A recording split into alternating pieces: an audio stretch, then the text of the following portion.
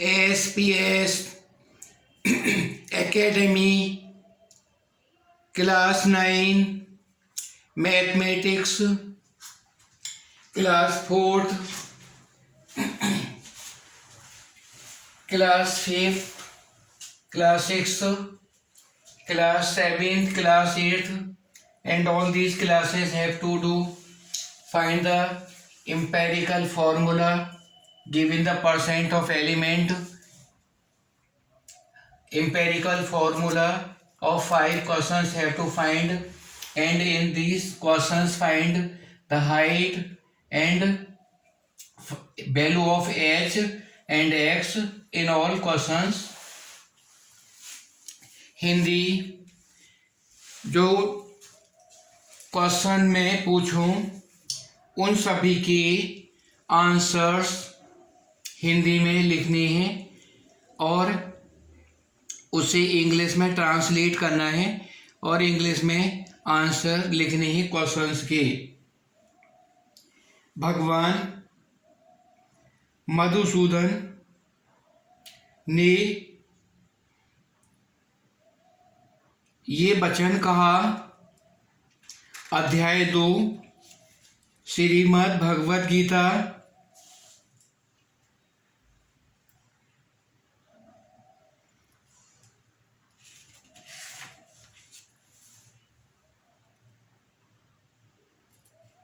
हे अर्जुन, तुमको इस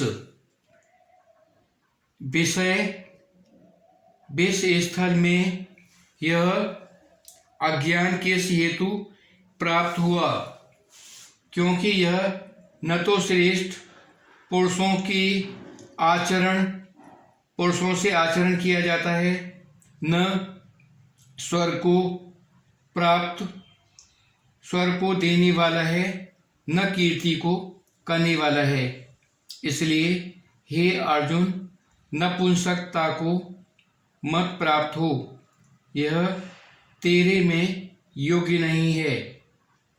हे परम तप, तुच्छ हृदय की दुर्बलता को त्याग कर वो युद्ध के लिए खड़ा हो। तब अर्जुन बोला, हे मधुसूदन, मैं रणभूमि में भीष्म पितामह और द्रोणाचार्य के प्रति किस प्रकार बाण चलाऊंगा। हे मधुसूदन, वे दोनों ही मेरे लिए पूजनीय हैं। इसलिए इन महानुभाव गुरुजनों को न मारकर इस लोक में भिक्षा का अन्न भी भोगना कल्याणकारक समझता हूँ, क्योंकि गुरुजनों को मारकर भी इस लोक में क्रोध से सने हुए अर्थ और काम रूप भोगों को ही तो भोगूंगा। और हम लोग यह भी नहीं जानते कि हमारे लिए क्या करना श्रेष्ठ है, अथवा यह भी नहीं जानते कि हम जीतेंगे या हमको वे जीतेंगे, और जिनको मारकर हम जीना नहीं चाहते।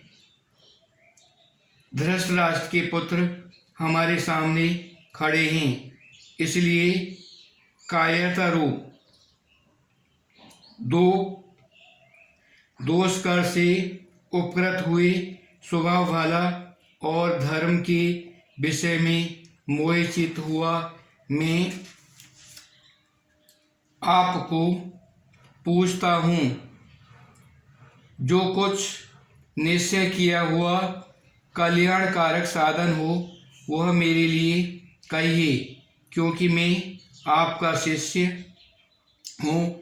इसलिए आपसे शरण हुए मेरे को शिक्षा दीजिए, क्योंकि भूमि में निष्कपट धन धान्य संपन्न राज्य को और देवताओं के स्वामी पने को प्राप्त होकर भी मैं इस उपाय को नहीं देखता हूँ जो कि मेरी इंद्रियों को सुख देने वाला शोक को दूर कर सके। संजय बोला, हे राजन, निद्रा को जीतने वाला अर्जुन अंतर्यामी श्री कृष्ण महाराज के प्रति इस प्रकार कहकर फिर श्री गोविंद भगवान को युद्ध नहीं करूँगा ऐसे स्पष्ट कहकर चुप हो गया। इसके उपरांत हे भरतवंशी, अंतर्यामी श्री कृष्ण महाराज ने दोनों सेनाओं के बीच उस शोकायुक्त अर्जुन को हंसते हुए से ये वचन कहा, हे अर्जुन, तू न शोक करने योग के लिए शोक करता है और पंडितों से बचने को कहता है, परंतु पंडित जन जिनके प्राण चले गए उनके लिए और जिनके प्राण नहीं गए उनके लिए भी शोक नहीं करते हैं, क्योंकि आत्मा नित्य है, इसलिए शोक करना अयुक्त है। वास्तव में न तो ऐसा ही है कि मैं किसी काल में नहीं था अथवा तू नहीं था अथवा ये राजा लोग नहीं थे और न ऐसा ही था कि इससे आगे हम सब नहीं रहेंगे, किंतु जैसे जीवात्मा इस देह में कुमार, युवा और वृद्धा अवस्था होती है, वैसे ही अन्य शरीर की प्राप्ति होती है। उस विषय में धीर पुरुष नहीं मोहित होता है। हे कुंती पुत्र, सर्दी गर्मी सुख दुख को देने वाले इंद्रिय और विषयों के संयोग तो क्षण भंगुर और अनित्य हैं, इसलिए हे भरतवंशी अर्जुन, उनको तू सहन कर, क्योंकि हे पुरुषश्रेष्ठ, दुख सुख को समान समझने वाले जिस धीर पुरुष को ये इंद्रियों के सुख व्याकुल नहीं कर सकते, यह मोक्ष के लिए योग्य होता है।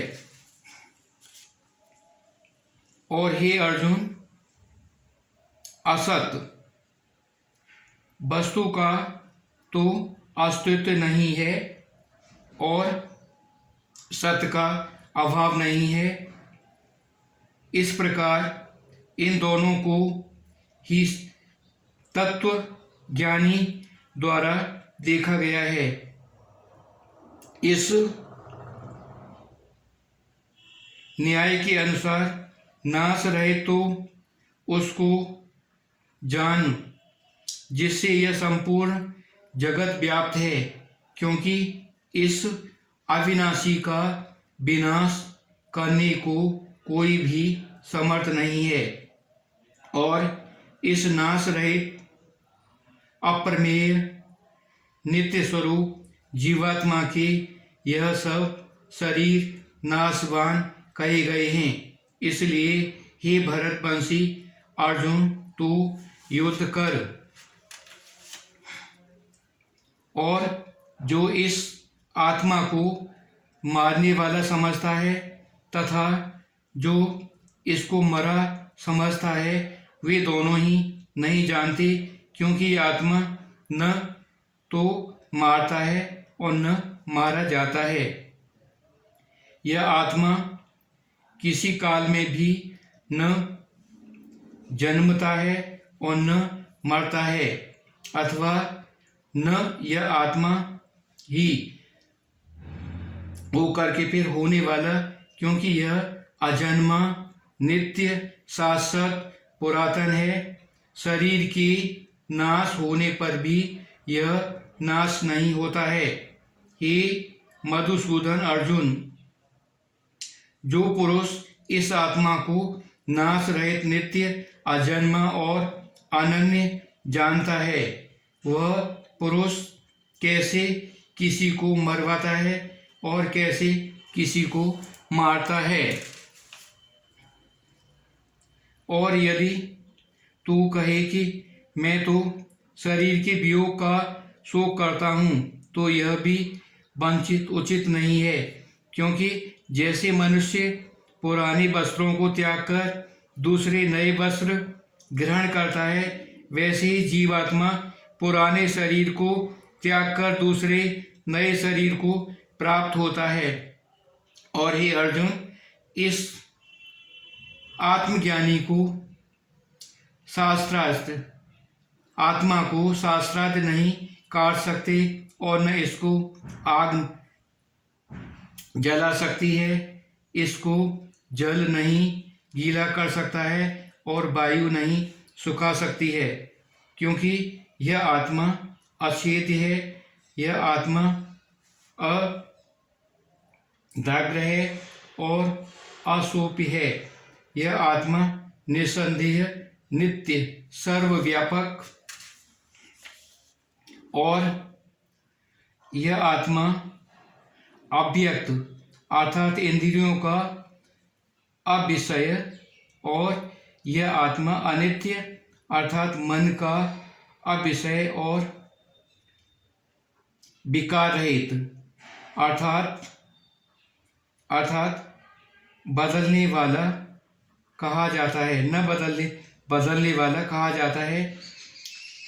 इससे हे अर्जुन, इस आत्मा को ऐसा जानकर तू शोक करने को योग्य नहीं है, अर्थात तुझे शोक करना उचित नहीं है।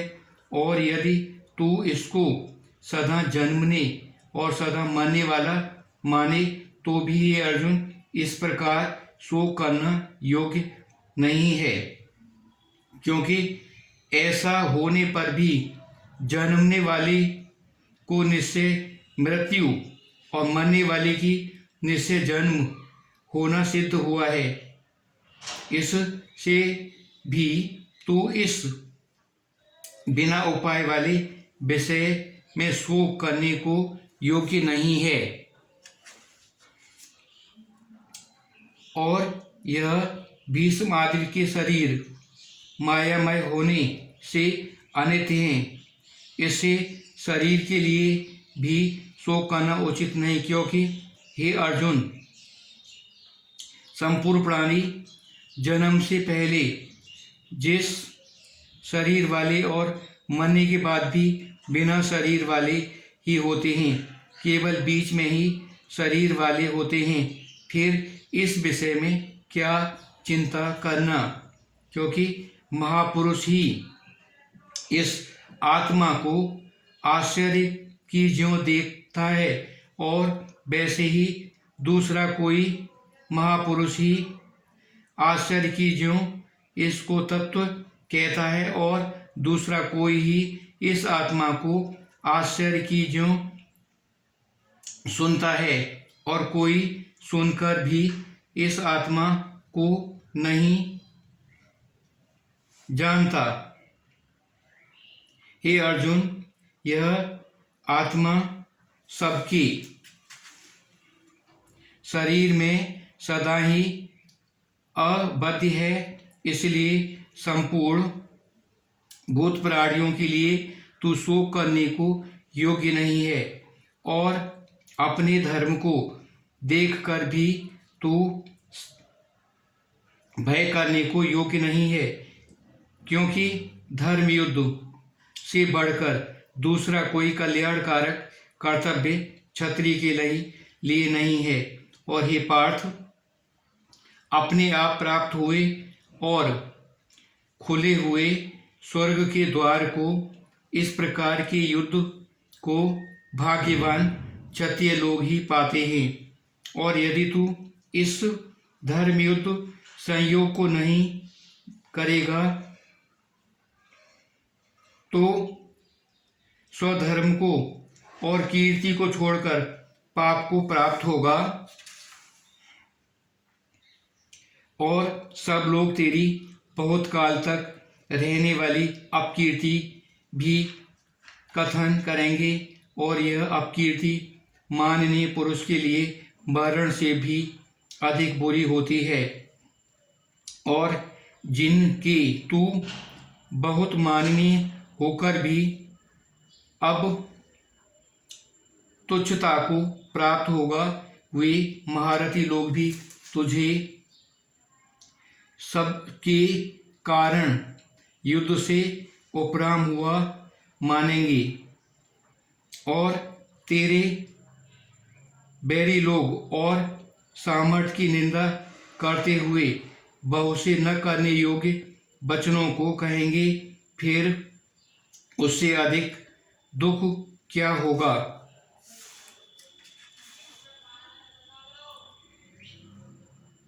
इससे युद्ध करना तेरे लिए सब प्रकार से अच्छा है, क्योंकि या तो मरकर स्वर्ग को प्राप्त होगा अथवा जीतकर पृथ्वी को भोगेगा।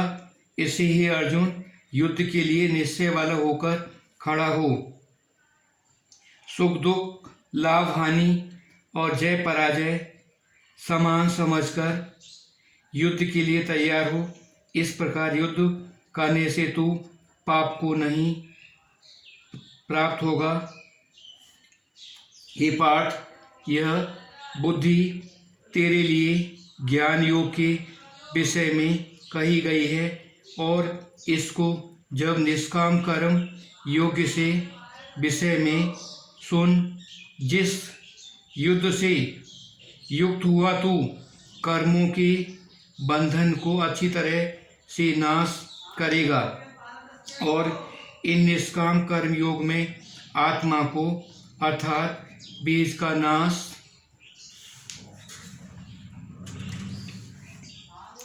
नहीं है, उल्टा फल रूप दोष भी नहीं होता। इसलिए इस निष्काम कर्म योग रूप धर्म का थोड़ा भी साधन जन्म मृत्यु रूप महान भय से उद्धार कर देता है। और हे अर्जुन, इस कल्याण मार्ग में निश्चयात्मक बुद्धि एक ही है और अज्ञानी सकामी पुरुष की बुद्धि में यह भेद वाली अनंत होती है। और हे अर्जुन, जो सकामी पुरुष केवल एक श्रुति में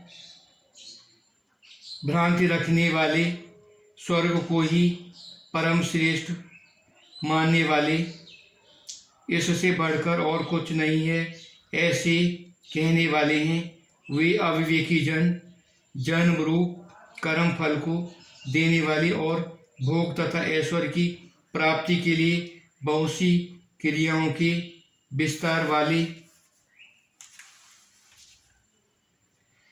इस प्रकार जिस दिखाओ शोभा युक्त वाणी को कहते हैं, उस वाणी द्वारा हरे हुए चित्त वाले तथा भोग और ऐश्वर्य में आसक्ति वाले उन पुरुषों के अंतःकरण में निश्चयात्मक बुद्धि नहीं होती। और हे अर्जुन, सब वेद तीनों गुणों के कार्य रूप संसार को विषय करने वाले अर्थात प्रकाश करने वाले हैं। इसलिए तू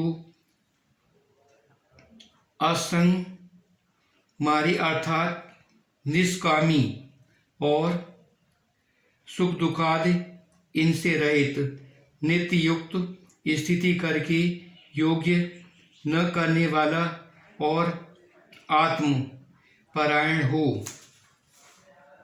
क्योंकि मनुष्य का सब ओर से परिपूर्ण जलाशय के प्राप्त होने पर छोटे जलाशय में जितना प्रयोजन रहता है, अच्छी प्रकार ब्रह्म को जानने वाले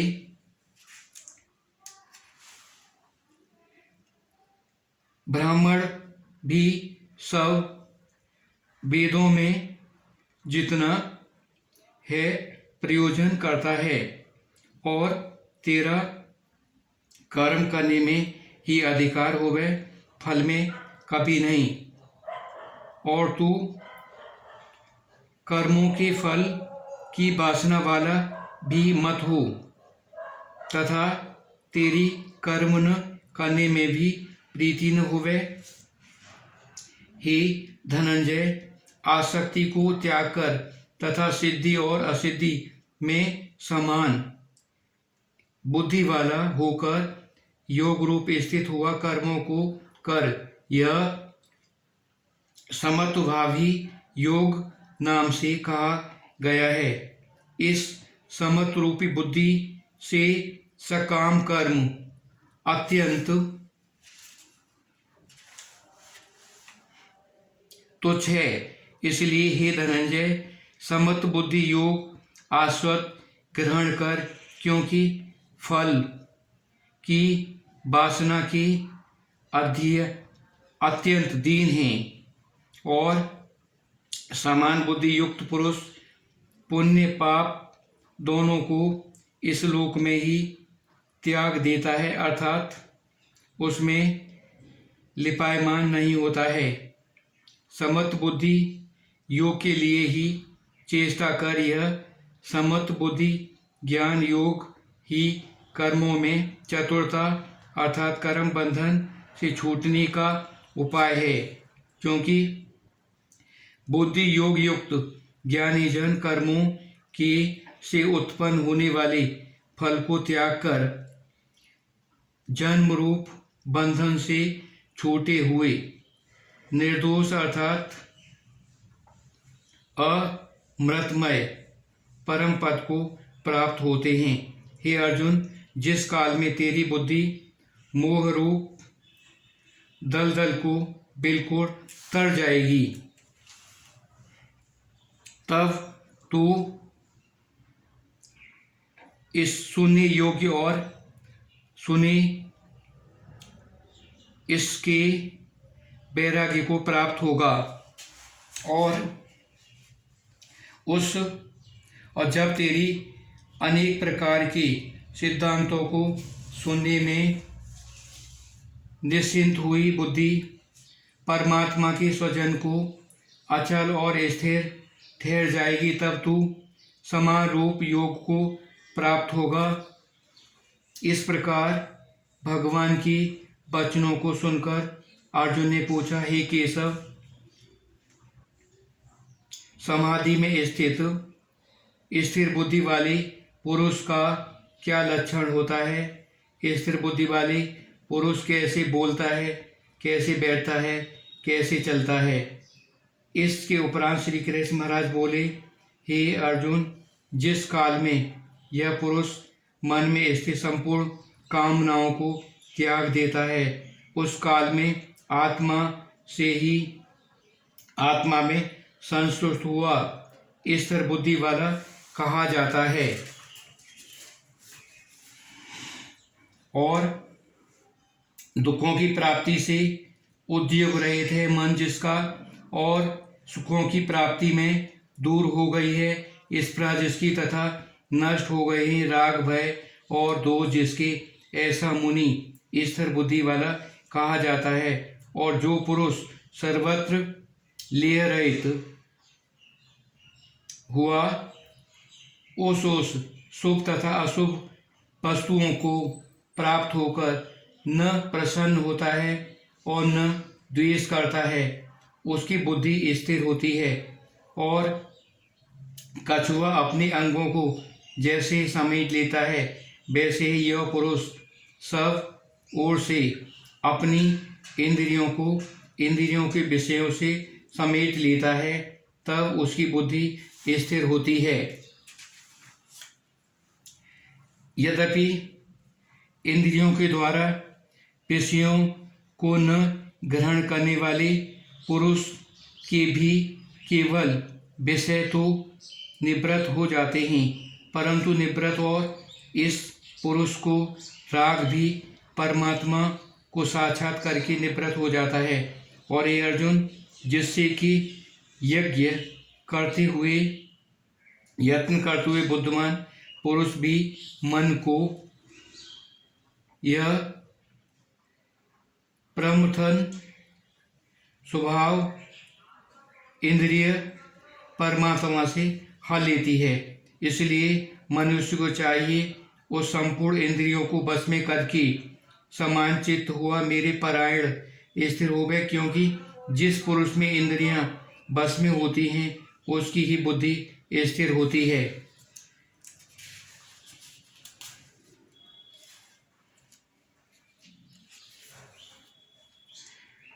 विषयों को चिंतन करने वाला पुरुष उस विषय में आसक्त हो जाती है और आसक्ति उन विषयों को कामना उत्पन्न करती है और कामना से विघ्न पड़ने पर क्रोध उत्पन्न होता है और क्रोध से अर्थात अविवेक मूढ़ भाव उत्पन्न होता हुआ अविवेकी जन रमण शक्ति भ्रमित हो जाती है, स्मरण शक्ति भ्रम हो जाती है। स्मृति से भ्रमित हो जाने पर बुद्धि भ्रष्ट हो जाती है और बुद्धि के नाश होने पर अपने श्रेय साधन से गिर जाता है।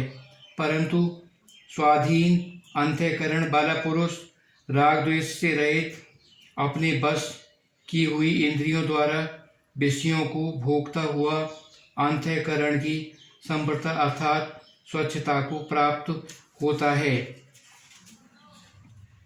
और निर्मलता के होने पर इसके संपूर्ण दुखों का अभाव हो जाता है। अप्रसन्न वाले पुरुष बुद्धि शीघ्र ही अच्छी प्रकार स्थिर हो जाती है।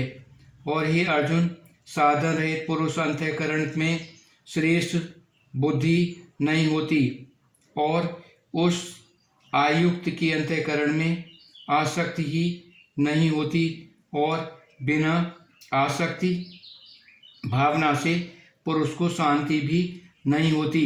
फिर शांति रहित पुरुष उस सुख को प्राप्त कैसे हो सकता है? सुख को प्राप्त कैसे हो सकता है? क्योंकि जल में वायु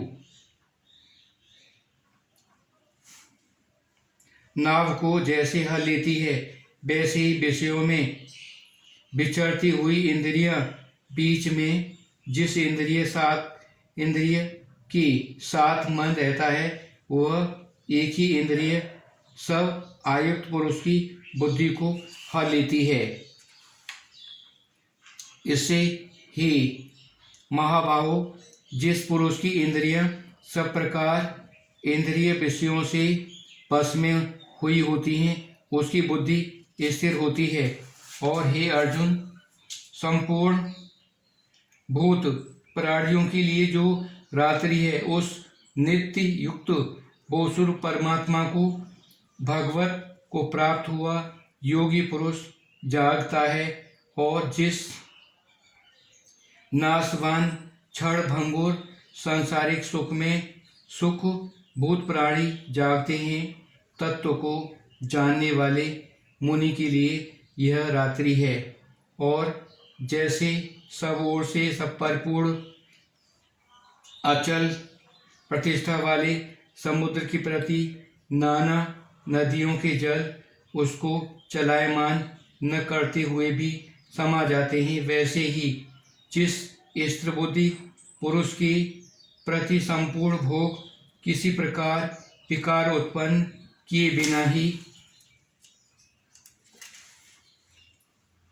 समा जाते हैं, यह पुरुष परम शांति को प्राप्त होता है, न कि भोगों को चाहने वाला।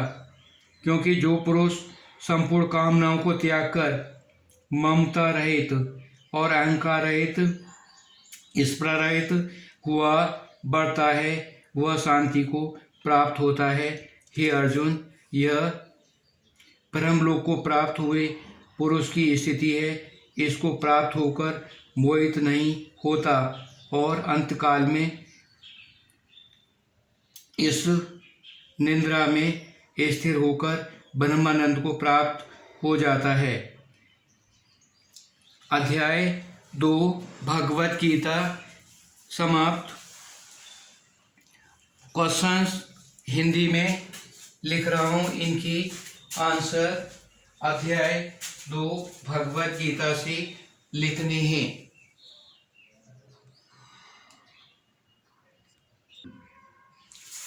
SPS एकेडमी क्लास 9 हिंदी अध्याय 2 में अर्जुन ने भगवान श्री कृष्ण से क्या पूछा है।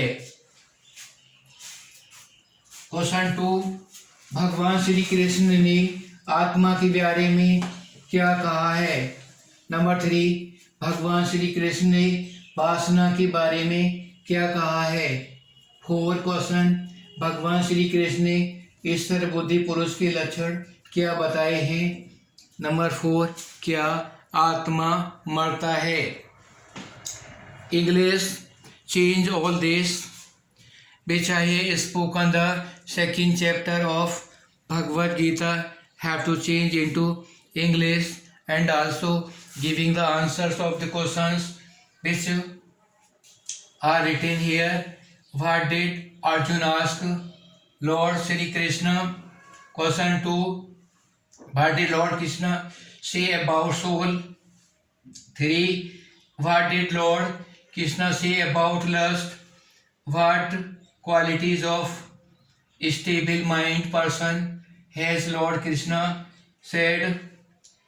Does the soul die? Explain all these questions very attentively and hearing the paragraph of English I have spoken very attentively, giving the answers of the questions which I have asked and again repeat. Also there will be the devotion towards Lord Shri Krishna. My wish all these students have to be that they have to start their study after remembering Lord Shri Krishna. This is the main aim of these about to giving the knowledge, and also this is our study to do Hindi or English, changing all these, translate all these. This will be also very benefitable in our education. It is the very important for us that we remember our Lord Shri Krishna.